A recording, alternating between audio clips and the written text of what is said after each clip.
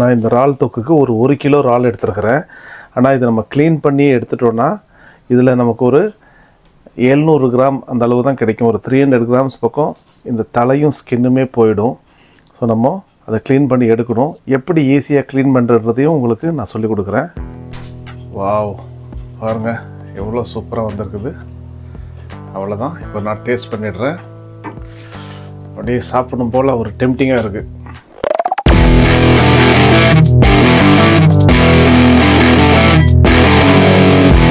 வணக்கம் உறவுகளே, welcome to UK Cholan தமிழன். நான் உங்கள் ஷெஃப் ரமேஷ். எல்லோரும் எப்படி இருக்கீங்க? எல்லாம் சூப்பராக இருப்பீங்கன்னு சொல்லி நான் நம்புகிறேன். இன்றைக்கி நம்ம கிச்சனில் ஒரு அருமையான இறால் தொக்கு ஒன்று பண்ணி காட்டலான்னு இருக்கிறாங்க. ஆமாங்க, ஃப்ரெஷ் இறால். இந்த ரெஸ்டாரண்ட்லலாம் வந்துட்டு உங்களுக்கு இல்லை இறால் சுக்கான்னு சொல்லுவாங்க. அதாவது கிங் ப்ரான் சுக்கா. அதே மாதிரி king prawn masala, king prawn fry, இந்த மாதிரியெல்லாம் நிறைய சொல்லுவாங்க. நம்ம ரெஸ்டாரண்ட்டில் வந்துட்டு சிம்பிளாக செய்யக்கூடிய இந்த இறால் தொக்கு எப்படி பண்ணுறதுன்றது தான் இன்றைக்கி நம்ம வீடியோக்குள்ளார போய் பார்க்க போகிறோம்.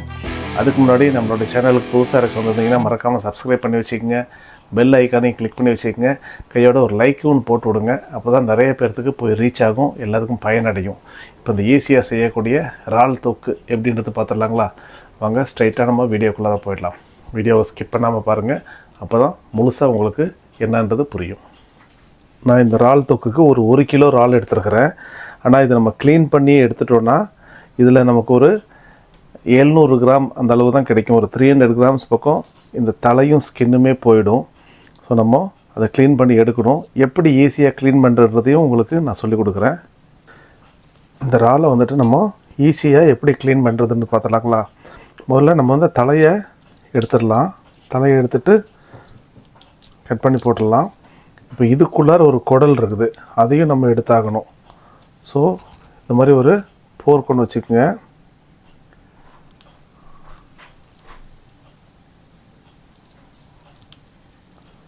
ஃபுல்லாக தள்ளிட்டு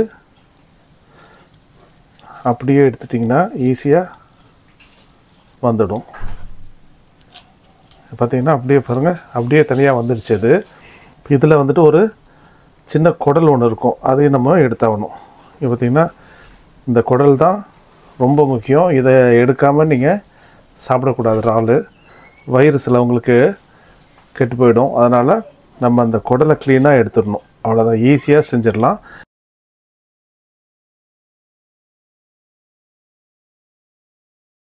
இல்லை சிலவங்க வெறும் இந்த குடல் மட்டும் எடுத்துடணும், இந்த ஸ்கின்னோடைய அதோடைய ஷெல்லோடைய சாப்பிடணும்னு நினைப்பாங்க. அப்போ நீங்கள் குடலை மட்டும் எப்படி எடுக்கணுன்னா இந்த மேலே இருக்கிற அந்த இதை மட்டும் நீங்கள் கவுண்ட் பண்ணுங்கள். பாருங்கள், 1 2 3 கரெக்டாக இந்த இடத்துல நீங்கள் ஒரு ஹோல்ஸ் போட்டு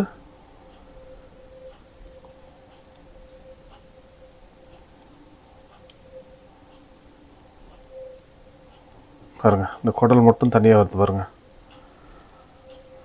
உங்களுக்கு பார்த்தா தெரியும். இந்த குடலை மட்டும் நீங்கள் ரிமூவ் பண்ணிவிட்டு இதை அப்படியே அவங்க என்ன பண்ணுவாங்க, வாஷ் பண்ணிவிட்டு மேரினேட் பண்ணிவிட்டு அப்படியே டீப் ஃப்ரை பண்ணி எடுப்பாங்க. நம்ம அந்த இறாலெல்லாம் க்ளீன் பண்ணியாச்சுங்க. பாதிக்கு பாதி போயிடுச்சு, பார்த்திங்கன்னா தெரியும். இது எல்லாமே வேஸ்ட்டு. ஸோ இவ்வளோ தான் நமக்கு வந்தது. இதை நல்லா நான் வாஷ் பண்ணி எடுத்துருக்கிறேன். இன்னும் கொஞ்சம் இப்போ என்ன பண்ண போகிறோன்னா லேசாக மஞ்சத்தூளை மட்டும் போட்டுட்டு ஒரு பரட்டிடலாம். அதுக்குள்ளார நம்ம இந்த இறால் தொக்குக்கு தேவையான இன்க்ரீடியன்ட்ஸ் என்னன்றதை உங்களுக்கு நான் காட்டிடுறேன். ஓகேங்களா? ஸோ ஒரு 1/2 டீஸ்பூன் மஞ்சத்தூள் போட்டுடுறேன். அவ்வளோதான், மிக்ஸ் பண்ணியாச்சு. இப்போ இதுக்கு உண்டான இன்க்ரீடியன்ட்ஸ் என்னன்றது உங்களுக்கு காட்டிடுறேன். இப்போ இதுக்கு தேவையானது ஒரு 4 ரெட் ஆனியன் ஃபைன் சாப் பண்ணி எடுத்து வச்சுருக்கிறேன். நீங்கள் சின்ன வெங்காயம் இருந்தால் சின்ன வெங்காயம் போடுங்க, இன்னும் அருமையாக இருக்கும், டேஸ்ட்டு சூப்பராக இருக்கும். இது நம்ம பாம்பே ஆனியன் தான் வெட்டி வச்சுருக்கிறேன். அது கூடயே கொஞ்சம் கருவேப்பிலை, நல்ல நாட்டு பூண்டு உரித்து வச்சுருக்குறேங்க. நாட்டு பூண்டும் ஒரு 2 பெரிய பூண்டு இருக்கு இல்லைங்களா, நாட்டு பூண்டு, அது பூரத்தையும் உரித்து வச்சுருக்கிறேன். கொத்தமல்லி வந்துட்டு அந்த தண்டு மட்டும் எடுத்து ஃபைன் சாப் பண்ணி வச்சுருக்கிறேன். ஏன்னா அந்த தொக்குக்கு வந்துட்டு தண்டு தான் அவ்வளோ டேஸ்டியாக இருக்கும் கொத்தமல்லி இலையை விட. 2வது மிளகு, 1 டேபிள் ஸ்பூன் அளவுக்கு மிளகு, ஒரு 2-3 கிராம்பு, ஒரு சின்ன துண்டு பட்டை, ஒரு 1 டீஸ்பூன் அளவுக்கு பெருஞ்சீரகம். இதை நான் கொஞ்சம் ரோஸ்ட் பண்ணிவிட்டு பவுட்ரு பண்ணிவிடுவேன். அப்புறம் ஒரு 2 தக்காளி ஃபைன் சாப் பண்ணி வச்சுருக்கிறேன். அதை தான் நம்ம இந்த புளிப்புக்கு சேர்க்க போகிறோம். ஸோ இதுதான் இதுக்கு உண்டான மெயின் இன்க்ரீடியன்ஸு. நம்ம மசாலா சேர்க்கும் போது என்னென்ன பவுடர்ஸ் உங்களுக்கு சேர்க்குறேன்றதை நான் உங்களுக்கு சொல்கிறேன். ஓகேங்களா? நம்ம முதல்ல இந்த மிளகு, சோம்பு எல்லாமே வந்துட்டு வறுத்துக்கலாங்க. இது எல்லாத்தையும் நான் ஒன்றா போடுறேன். இந்த லேசாக ரோஸ்ட் பண்ணி எடுத்துட்டோன்னா இதோடய ஃப்ளேவர் சூப்பராக இருக்கும். அப்போ நமக்கு இந்த தொக்கோட போடும்போது நல்லா அந்த ஃப்ளேவரும் அந்த டேஸ்ட்டும் அவ்வளோ நல்லாயிருக்கும். நல்லா வறுத்தாச்சுங்க. நல்ல ஃப்ளேவர் கிடச்சிருச்சு. பாருங்கள், கலர்லாம் மாற ஆரம்பிச்சிருச்சு. இப்போ நம்ம இதை ஆற விட்டுட்டு பவுட்ரு பண்ணிடலாம். நம்ம இன்றைக்கி தொக்கு வந்துட்டு நல்லெண்ணெயில் தான் பண்ண போகிறோம். நான் ஒரு நான்ஸ்டிக்கில் பண்ணுறேன். ஒரு 2 டேபிள் ஸ்பூன் அளவுக்கு நல்லெண்ணெய் ஊற்றிருக்கிறேன். கிட்டத்தட்ட ஒரு 30 ml. எண்ணெய் சூடான 1 டீஸ்பூன் கடுகு போடுறாங்க.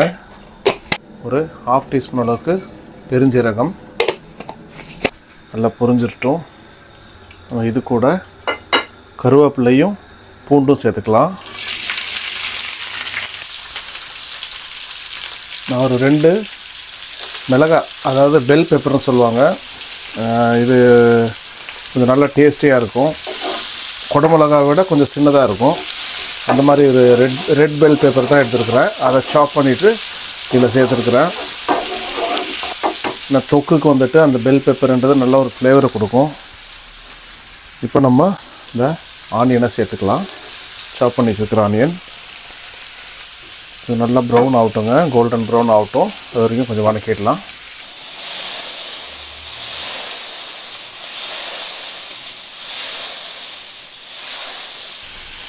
நான் இது கூட ஒரு 1 டீஸ்பூன் அளவுக்கு சால்ட் சேர்த்துக்கிறேன். வெங்காயம் சீக்கிரம் வணங்கிடும், கேரமல் ஆகிடும். அதுக்கப்புறம் நம்ம மசாலா போடும்போது எவ்வளோ தேவையோ அதுக்கு தகுந்த மாதிரி போட்டுக்கலாம். பாருங்க, வெங்காயம் ஓரளவுக்கு நல்லா வதங்கிடுச்சு, நல்லா ப்ரௌன் ஆகிடுச்சு. இந்த சமயத்தில் நம்ம இது கூட 1 டேபிள் ஸ்பூன் அளவுக்கு ஜிஞ்சர் கார்லிக் பேஸ்ட் சேர்க்குறேன். 1 tablespoon ginger garlic paste. இந்த தொக்குனாலே இந்த பூண்டெல்லாம் போட்டு பண்ணும்போது அவ்வளோ டேஸ்டியாக இருக்கும். அதுலேயும் இந்த நாட்டு பூண்டு இருக்குது பாருங்கள், நம்ம மலை பூண்டுன்னு சொல்லுவாங்க. சின்ன சின்னதாக இருக்கும், ஆனால் அவ்வளோ ஸ்பைசினஸ் கொடுக்கும் அந்த சின்ன பூண்டு. அவ்வளோ டேஸ்டியாகவும் இருக்கும். அப்போ இந்த இறால் தொக்கு கூட இந்த பூண்டெல்லாம் சேர்த்து சாப்பிடும்போது எவ்வளோ டேஸ்டியாக இருக்கும் பாருங்கள். இனி இது வேக வேக வேக வேக என்ன ஆகும்னா இந்த பூண்டெல்லாம் நல்லா மசிய ஆரம்பிச்சிடும். அந்த மசிஞ்சதுக்கப்புறம் அந்த பூண்டு அந்த தொக்கோடு சேர்த்து சாப்பிடும்போது அவ்வளோ டேஸ்டியாக இருக்கும். பூண்டு மணம்லாம் போயிடுச்சுங்க. பூண்டு மணமும் இந்த ஜிஞ்சர் கார்லிக் பேஸ்ட் போட்டோம் இல்லைங்களா, அதெல்லாம் கொஞ்சம் நல்லா வணங்கிடுச்சு. இப்போ இந்த ஸ்டேஜில் நம்ம தக்காளி சேர்த்துக்கலாம். இந்த தக்காளி கூடயே இப்போ மசாலாவை நம்ம சேர்க்க ஆரம்பிக்கலாம். கொஞ்சம் கொஞ்சம் ஒவ்வொன்றா. ஒரு 1/2 டீஸ்பூன் அளவுக்கு மஞ்சள்தூள் சேர்க்குறேன். ஒரு 1.5 டீஸ்பூன் காஷ்மீரி சில்லி பவுடர் சேர்க்குறேன். ஏன்னா இதில் நான் பச்சை மிளகா சேர்க்கலை, அந்த பெல் பெப்பர் தான் சேர்த்துருக்குறேன். 2வது மிளகாத்தூள் சேர்க்க வேண்டாம். நம்ம நிறைய மிளகு சேர்த்துருக்குறோம். இதில் மிளகு பவுட்ரு பண்ணி வச்சுருக்கிறேன். அந்த மிளகு, கிராம்பு, பட்டை, சோம்பெல்லாம். ஸோ அந்த காரமே நம்ம இதுக்கு போதுமானது, அதனால் மிளகாத்தூள் சேர்க்கலை. இது கூட ஒரு 2 டீஸ்பூன் மல்லித்தூள் சேர்க்குறேன். அவ்வளோதான். எல்லாத்தையும் நல்லா வணக்கிடலாம். நல்லா வணங்கிடுச்சுங்க. தக்காளியெல்லாம் நல்லா மசிஞ்சிருச்சு. இப்போ இந்த ஸ்டேஜில் நம்ம இந்த இறாலை வந்துட்டு அதில் போட்டுடலாம். நான் ஜஸ்ட்டு மஞ்சத்தூள் மட்டும்தான் போட்டு பரட்டி வச்சுருக்கிறேன்.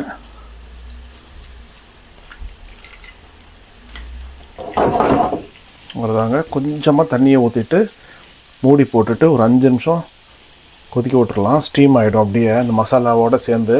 ஏன்னா இறால் வந்துட்டு ரொம்ப நேரம் வேக வைக்கக்கூடாது. ரொம்ப நேரம் வேக வச்சா ரப்பர் மாதிரி ஆகிடும்.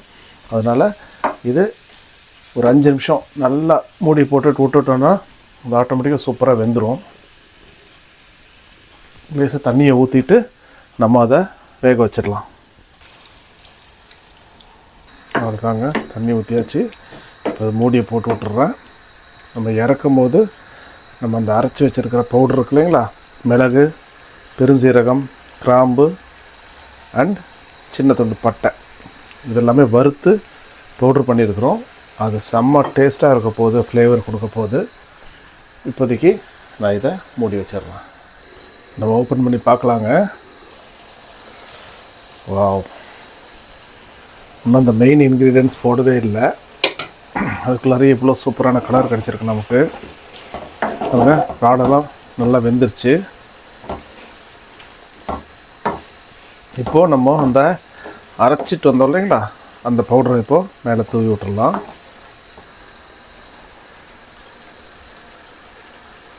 இந்த மிளகு தான் அவ்வளோ ஃப்ளேவராக கொடுக்க போகுது.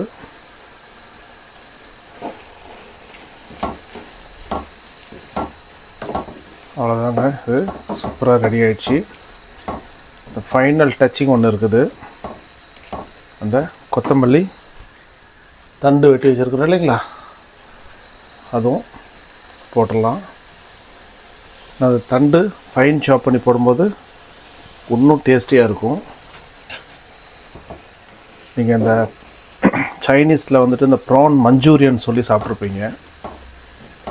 அது இந்த மாதிரி ஃபைன் சாப் பண்ணி கொரியாண்டரு, ஜிஞ்சரு, கார்லிக்கு, அப்புறம் ஆனியனு, கேப்சிகம் இதெல்லாமே ஃபைன் சாப் பண்ணி இந்த மஞ்சூரியன் சாஸ் அடிப்பாங்க. ஸோ நம்ம சவுத் இண்டியன் ஸ்டைல் அதே மாதிரி தான். ஆனால் தொக்கு அது சொல்லும் போதே வாயில் வந்துட்டு அப்படியே எச்செல்லாம் ஊறுது. இந்த தொக்கு, ப்ரான் தொக்குன்னு சொல்லும் போது அவ்வளோ டேஸ்டியாக இருக்கும். இப்போ இது ரெடி ஆகிடுச்சிங்க. இந்த ப்ரான் தொக்கை ஒரு சூப்பரான ஒரு ஃப்ளேவர் கொடுக்குறதுக்கு ஒரு 2 டேபிள் ஸ்பூன் அளவுக்கு தேங்காய் பால்,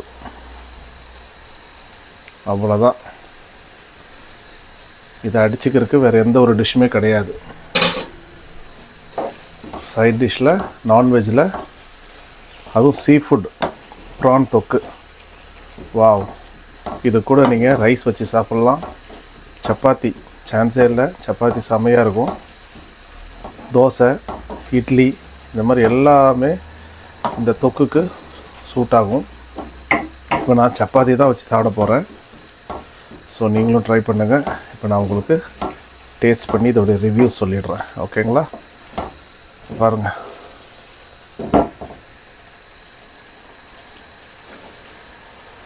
வாவ்.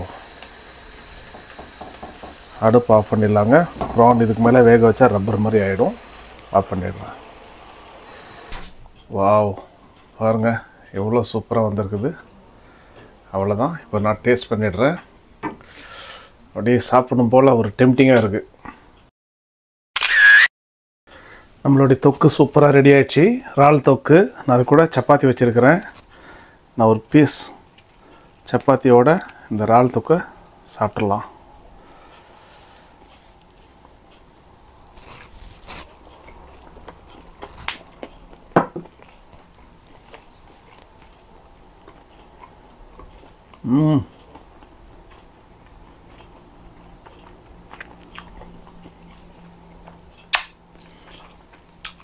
டேஸ்ட் அள்ளுதுங்க, சான்ஸே இல்லை.